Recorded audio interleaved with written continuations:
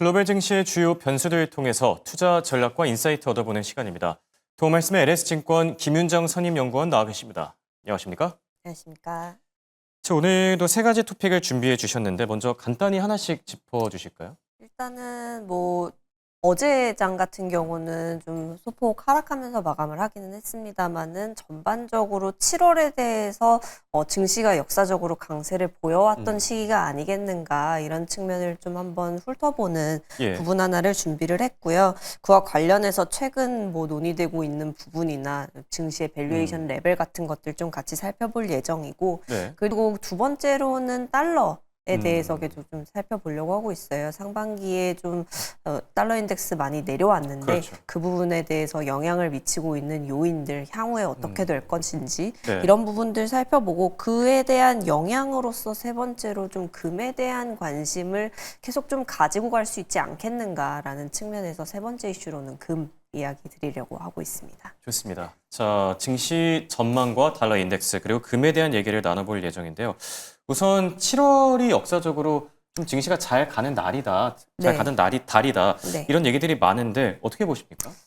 일단은 지금 시작일에는 좀 하락하면서 끝나기도 했고 이제 지난달 말에 워낙 좀 증시가 사상 최고치를 기록을 하면서 마감을 했다 보니까 더 올라갈 룸이 있는가 여부에 대해서 조금은 이제 걱정을 하시는 분들도 있고 낙관을 하시는 분들도 있고 한 것 같아요. 일단은 6월 말까지의 분위기를 봤을 때는 주요국들과 무역 협상에 나서고 있고 7월 9일로서 이제 그 무역 협상 그 유예 기간이 좀 마무리되는 기간이기는 한데 이런 부분들도 무리 없이 좀 진행이 되거나 혹은 이제 유예 기간이 연장되지 않겠는가라고 시장이 좀 대체로 낙관을 하고 있지 않는가라고 말씀을 드릴 수가 있겠고요.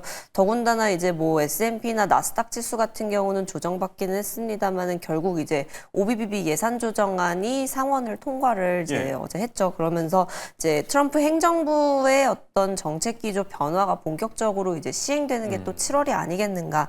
사실 그 이전에도 역사적으로 이제 7월 달이 강세를 보였었던 월이기도 하지만 특히나 또 대선 다음 해의 7월은 또 더 강한 모습을 보여왔었는데 그게 또 올해의 7월이기도 하고요. 그런 모습들이 결국 이번에도 마찬가지로 트럼프 행정부의 어떤 정책적인 기조가 뚜렷하게 나타나기 시작하는 그 원월이 되기 때문이지 않겠는가라고 말씀을 드릴 수가 있겠습니다. 어쨌든 상호관세 유예 기간 종료 시한으로 말씀드렸던 7월 9일이 좀 아직까지는 살짝의 불확실성을 자극할 수 있는 요인으로 남아있기는 하지만 향후 좀 주요 국가들과의 협상 진전 여부가 좀 주목을 해봐야 되는 부분이라 생각하고 있고요. 어제장 같은 경우는 일본에 대해서 압박을 하면서 그런 부분들이 투자 심리에 영향을 미쳤다라고 말씀드릴 수가 있겠습니다. 밸류에이션 부분을 말씀드리자면 S&P 지수 기준으로는 이제 PER 12개월 포워드 PER이 이제 22.2배까지 올라선 상황입니다. 그 이전의 고점을 보면은 이제 그 트럼프 대통령이 딱 대선에서 당선된 다음 거래일인 작년 11월 6일이었고요. 그때 22.7배 기록한 바 있습니다. 그런 부분을 보면은 이제 그때에 비해서 비교하면은 이익 컨센서스가 좀 낮아지기도 했고 지정학 리스크도 어쨌든 중동 전쟁이 일단은 일단락이 된 상황이다 보니까 그리고 이제 미중 간의 협상 기조도 그때 대비했을 때는 좀 개선이 되었다라는 판단을 해본다면 당장 미국 경기나 기업 실적에 대해서 마냥 낙관하기는 좀 어렵겠더라도 이제 증시의 추가 상승 가능성에 대해서 그래도 이제 이번 달 기대를 해볼 수 있지 않겠는가라고 말씀드릴 수가 있겠습니다. 이번 주만 들어서 말씀을 드리자면은 일단은 미국 증시 독립기념일을 주 후반에 앞두고 있어서 3일에 조기 폐장하고 4일에는 일단 휴장을 하는데 특히나 이제 또 이번 주에는 고용보고서 지표가 좀 아무래도 가장 중요한 변수로서 작용을 할 수 있을 것 같고요. 그 변수가 어쨌든 3일에 발표가 되기 때문에 최소한 이번 주에 미국 증시에는 영향을 미치는 거는 참 제한적이지 않겠는가라고 말씀드릴 수가 있겠습니다. 첫 번째 이슈로 미국 증시와 관련된 밸류에이션 내용들 체크해봤고요. 자, 달러 인덱스 얘기를 해주신다 그랬는데 지금 3년 만에 가장 낮은 수준을 기록하고 있고 약달러가 계속될 것이다라는 전망도 나오고 있는데 연구원님은 어떻게 보고 계시죠? 일단은 뭐 그 이전에 그러니까 트럼프 대통령이 당선됐을 초반이랑 또 다시 비교를 하자면 그때는 막 달러 인덱스가 뭐 110을 넘어서고 그랬었죠. 막 예. 그러면서 이제 어떻게 보면 상반기에 10% 이상이 떨어졌다라고 하는 것은 그런 영향이 있지 않나라고 생각을 할 수 있습니다. 예. 기본적인 베이스가 이미 기대치가 좀 높아졌었던 상황에서 시작을 했다라고 말씀드릴 수가 있겠고요. 그래서 하락률만 놓고 보자면은 거의 뭐 브레튼 우즈 체제에 도입돼서 초반에 한 15%가량이 떨어졌었던 그 수준 다음으로 가장 높은 낙폭을 그렇네요. 보이는 예. 수준이다라고 말씀드릴 수가 있겠습니다. 근데 최근에 달러 약세 같은 경우는 또 공교롭게도 이제 트럼프 행정부의 정책들에서 좀 기인이 되고 있다라고 평가를 하고 있습니다. 작년 말 트럼프 대통령 취임 전에는 이제 무역 전쟁 시에 오히려 투자 수요가 미국 쪽으로만 더 몰리게 되지 예. 않겠는가 이러면서 뭐 킹달러라는 단어도 예. 막 얘기가 나오기도 갓달러 얘기도 했었고요. 나오고 맞습니다. 그랬었는데 그런 부분들이 이제 막상 취임을 하고 나니까 이제 어제 통과됐던 감세안이라든지 이런 부분들도 그렇고 결국 그런 부분들이 재정 적자를 크게 확대할 걸로 우려가 되고 있기도 하고요. 그리고 관세 정책이라든지 국가 신용등급 강등 뭐 이런 부분들이 겹치면서 전반적으로 미국의 어떤 채권에 대한 이게 과연 안전자산인가라는 우려가 좀 생긴 것으로 판단이 되고요. 그리고 더군다나 이제 연준에다가 계속 좀 금리 인하 압박을 하면서 연준의 어떤 독립성에까지 좀 우려가 되면서 그런 부분들이 좀 전반적으로 달러 인덱스의 약화에 좀 영향을 미치는 것이 아니겠는가라고 말씀을 드릴 수가 있겠습니다. 예. OBBB 예산 조정안 조금 더 말씀을 드리자면 이제 뭐 CBO 의회 예산처의 얘기에 따르면 처음에 이제 그 하원에서 결정됐던 것보다 상원에서 조정된 안이 결국에는 좀 더 재정 적자를 크게 확대할 수 있을 그렇더라고요. 걸로 예. 이제 예상이 되는 상황입니다. 초반에 이제 하원 통과안 같은 경우가 이제 2조 4천억 달러 예. 정도의 적자를 추가할 걸로 예상이 됐었는데 이번에 상원 조정안 같은 경우가 이제 3조 3천억 달러 정도가 될 걸로 전망이 되고 있는 상황이에요. 그렇다 보니까 재정 적자에 대한 우려는 조금 더 계속 좀 지속이 될 수 있을 걸로 보이고 이제 금리 인하 압박도 사실상 좀 공개적으로 계속 되고 있습니다. 그리고 지난주 청문회 발언에서 파월 의장이 어쨌든 지금 아직까지는 좀 신중한 스탠스를 유지를 네. 하고 있는데 뭐 이제 일부 연준 위원들에서 뭐 월러 이사라든지 그런 사람들이 이제 조기 인하에 대한 가능성을 갑자기 조금씩 7월 얘기를 꺼내서 좀 시장에 놀라기도 했었죠. 네, 맞습니다. 그래서 뭐 아직까지 시장이 뭐 이제 CME 패드워치상에 나타나고 있는 거는 7월까지는 그래도 동결 확률을 높게 그렇죠. 보고 있는데 이제 올해 FOMC 남은 뭐 9월, 10월, 12월 이렇게 네. 봤을 때는 각각 25bp씩 한 차례씩 인하를 하지 않겠는가 이렇게 기대감이 좀 조성이 되고 있는 네. 상황이다 말씀드릴 수 있겠습니다. 실제로 뭐 글로벌 IB, 뭐 골드만삭스 같은 경우에도 어제 그 금리 인하 전망치를 더 올리기도 했었죠. 맞습니다. 기존엔 뭐 한 차례 정도 예상했었는데 이제 9월, 11월, 12월 총 세 번 네. 정도 인하할 것이다. 뭐 이렇게 IB들도 이런 예상에 동참하고 있는 점 참고하시면 좋을 듯하고요. 자, 그리고 세 번째 토픽으로는 금에 대한 얘기를 준비해 주셨는데 네. 또 공교롭게 밤사이에 금이 또 오르기도 했습니다. 네네. 금에 대한 전망이나 이 인사이트는 어떻게 보십니까?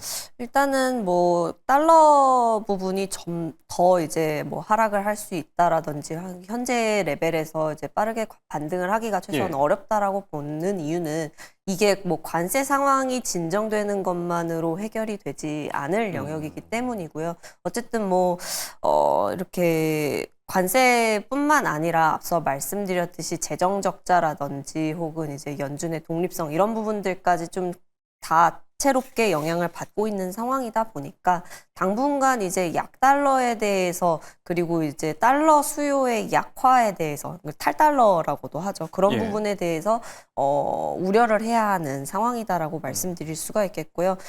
그런 와중에 좀 금에 집중을 하고 있는 이유는 최근에 금 가격이 오른 부분을 금이 지지하고 있기도 했고 또 이제 최근에 중동 전쟁이 좀 휴전 협상에 들어가면서 좀 횡보하고 있는 모습인데 그 부분이 이제 하락으로 이어지지 않고 계속 좀 가격을 뒷받침하고 있는 부분도 결국 지금 달러의 약세가 이 부분을 지지하고 있는 양상이 나타나고 있기 때문입니다.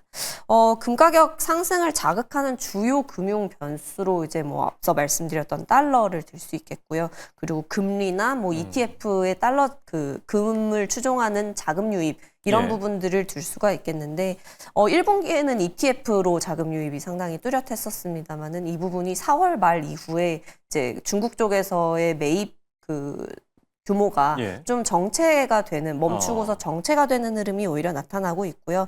금리 같은 경우는 2분기만 봤을 때는 오히려 좀 올라오는 모습을 보였었기 때문에 그렇죠. 사실상 2분기 이후부터는 이제 달러의 약세가 금 가격의 상승을 지지해 왔다라고 말씀을 드릴 수가 있을 것 같습니다. 2분기에만 달러 인덱스가 또 5% 이상 절하되기도 예. 했고요. 관련해서 이제 좀 나오고 있는 자료 같은 경우는 타 국가의 이제 중앙은행들 서베이 결과인데 네. 이제 선진국이랑 이머징 마켓 여부랑 관계없이 이제 준비 자산 내에서 금 비중을 이제 높이려는 움직임들이 관찰이 되고 있고요. 반면에 이제 달러화 자산에 대해서는 축소 쪽을 좀 더 우세하게 전망을 하고 있다라는 부분. 이렇게 좀 금과 달러화의 이제 자산 비중 변화 추이가 이제 좀 양극화되면서 나타나고 있는 모습들이 이런 뭐 금에 대한 기대감을 조금 더 하게 되는 그런 부분이지 않겠는가라고 말씀드릴 수가 있겠습니다. 네, 좋습니다. 자, 이렇게 세 가지 매크로 변수에 대해 살펴봤는데요. 국내 증시를 대비하는 차원에서 얻을 수 있는 힌트가 있을까요?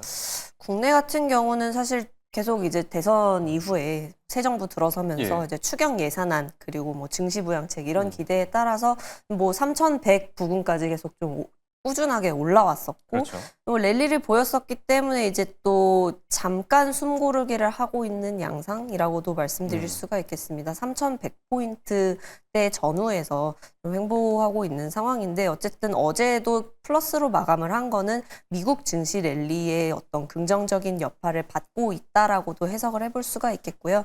어쨌든 어제 코스피 지수 같은 경우는 상승폭을 뭐 대부분 또 되돌리면서 마감을 하기는 그랬었죠. 했지만 이제 장중에 뭐 3,133포인트까지 예. 기록을 하기도 했고 또 그것을 지지하는 게 또 외국인이랑 기관의 동반 매수세였다라고 말씀을 드릴 수가 있겠습니다. 뭐 일단은 이번 주만 봤을 때 주 후반에는 지수 방향에 영향을 줄 수 있을 만한 일정들이 좀 집중이 돼 있고요. 미국의 비농업 고용 보고서 일정이 어쨌든 독립기념일 휴장으로 인해서 하루 앞당겨 발표가 되기 때문에 적어도 금요일 우리 증시에는 좀 반영이 될 수 있을 걸로 보고 있고 또 같은 날 3분기 삼성전자 2분기 실적 발표도 잠정 실적 발표도 장 전에 예정이 되어 있기 때문에 뭐 물론 2분기 실적에 대해서 이미 숫자상으로는 부진이 좀 예견되고 있는 상황이고 그렇죠. 향후 실적 방향이 조금 더 중요한 상황이기는 하지만 이 부분 역시 좀 영향을 미칠 수 있는 요인이다 말씀드릴 수가 있겠습니다. 알겠습니다. 네, 이번 주 또 한 가지 예. 말씀드리자면은 아무래도 이제 상법 개정 처리 여부가 중요하게 이걸, 여겨질 수 지날 수가 있습니다. 없죠. 네, 이제 더불어민주당 측이 이번 주에 임시국회 종료되는데 그 전에 처리를 시키겠다라는 의지를 좀 강력하게 드러낸 영역이고요. 그래서 금융지주 섹터 같은 경우가 좀 강하게 오른 상태이기도 한데 예. 이미 대선 전부터 좀 시세를 주었던 영역이고 사실 근본 개정안이 이제 이사회 충실 의무의 주주를 추가하는 형태이다 보니까 지주사의 기업 가치 확대에 직접적인 영향을 미치는 거는 또 아니다 보니 예. 그 부분이 통과가 되고 났을 때 어떤 이벤트 소멸에 의한 단기적인 시세 차익 실현 그런 부분들에 대해서는 조금은 주의가 필요하겠습니다. 네, 좋습니다. 지금까지 도움 말씀을 LS증권 김윤정 선임연구원과 함께했습니다. 감사합니다.